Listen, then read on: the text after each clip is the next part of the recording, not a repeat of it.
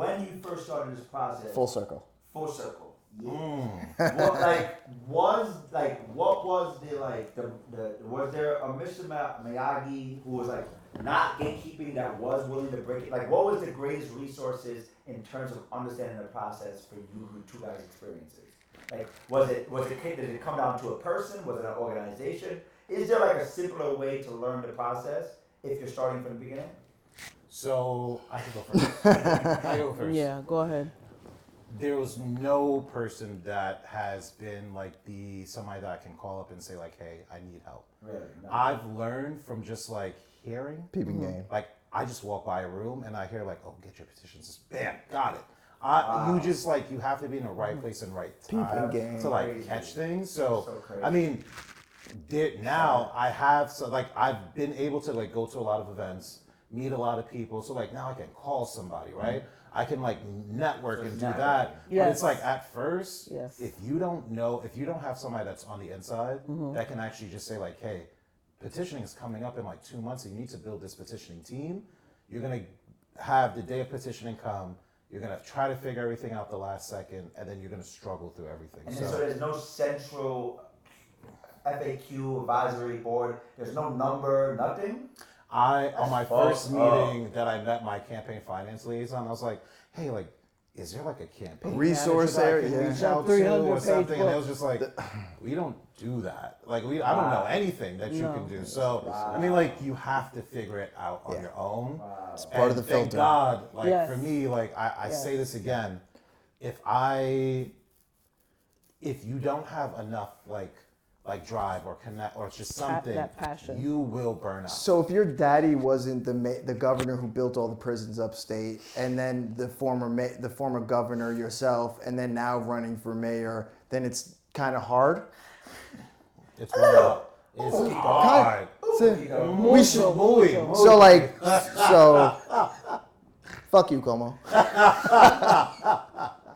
Oh, sorry. I do not work here. Guest host. Just a recurring guest. Reoccurring guest. I'm like the guy who like, I don't know, stirs up shit. Yeah. It's unless there are people. Don't get me wrong. There are people that have people. There are people that have people. There are people that have people in their court, and they can do all of those things with money or with like connections. But if you're an average person, average Joe, a regular everyday person, It's hard. you need to be everywhere all at once to get all the information. All right. Well, when we're fully funded, we'll put a little part of the website just for this. We're all about breaking down barriers and murdering gatekeepers. Yeah. That's what we're about. Resources. Yeah. Let me say something. We on want the everybody to positive fish. End. Uh-huh. I think that this has been the most challenging experience of my life. Word. Like, I have worked in call centers where like I'm talking to kids that are like, on the bridge of suicide. I've done advocacy work.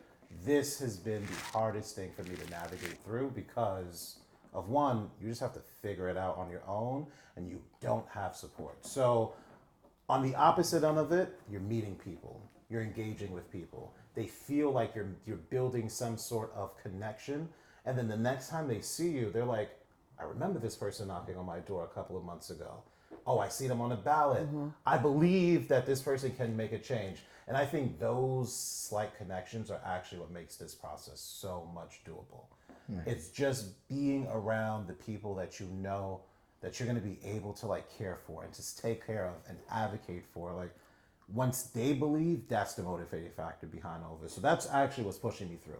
Like, being able to meet people and just like build these like super dope connections where like people are just like, I remember you. Yeah. That's super dope to me. So I appreciate that. For me, it's actually learning what to do and what not to do, but also as an educator, being able to at some point write about my experiences so that the younger generation can also learn and become more involved. Black, brown, Latino people, women like myself, so that they could know what to do and have that literature out there, both in English and in Spanish, because I am bilingual, Spanish speaking.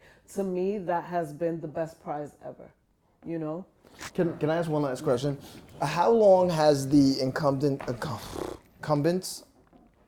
Couple. All right, cool. How long have the people you guys are trying to dethrone? I feel that for me, there was a special election because it happened during a pandemic. So this would be the last term. Oh, so this is his. How long is he? 3 years? You get 3 terms. You get three. Three, terms. oh, You they're get term 3 limits. terms. Yeah, These they're are term term limits. seats. Yeah. I think these last couple of elections have been 2-year seats, so they have been Because of the pandemic, anomaly. right? Yeah. I don't know exactly why, but yeah, I think it's I think it was pandemic-wise, because but of the they're 4-year pandemic. seats. Yeah. So he Yeah. can't. So he's not running again, or The person is running. So they're running, Yes. I guess, for their their last term. term? Their Oh, last term, okay. yes. And then after that, essentially the pool, more people would be running in Right. that, and it would be his predecessor, right? Fuck, I don't His like. successor. Yeah. Yeah. The predecessor. Predecessor. See, now I'm fucking everybody. Yeah. up. I think that's the right one. Yeah. Yeah. So then The it'll be that. predecessor was before. Oh, you're right. Is it? You're So right. it'll be his Okay. Yes, It'll be his, your. his junior or his. No, his predecessor. No. predecessor is behind. Pre. Yeah. Before. Jesus. That is right. Damn. That is Before. right. Shit. Math and literature. Holy That would be shit. his successor. Successor. Yeah. I would have never. That's- We're gonna take that part out. Edit that shit out. What about your guy? I'm running against a lady. Well, A woman. I meant non-gendered guy. I I'm didn't. running I a didn't- person. Yeah. And this is also their last term. Okay. Okay, so the last time that they can run. Yeah. Okay, so it's probably okay. All right. Alright. That's a stupid question, but strategically, is that the better time, or is it to when they go up against the? No, this is the worst time. This is the worst This time. is the worst time to run against somebody. I'm running because ideally, one, I've been born and raised inside this district. I have so much connection to people inside the district, and I think the person who's in the seat right now, Sucks. right, like they are filling a need where a need is met, but there's a larger population that just needs support, that don't have that type of connection to them that needs to be represented. So I think that they do, great work. They do amazing things, right?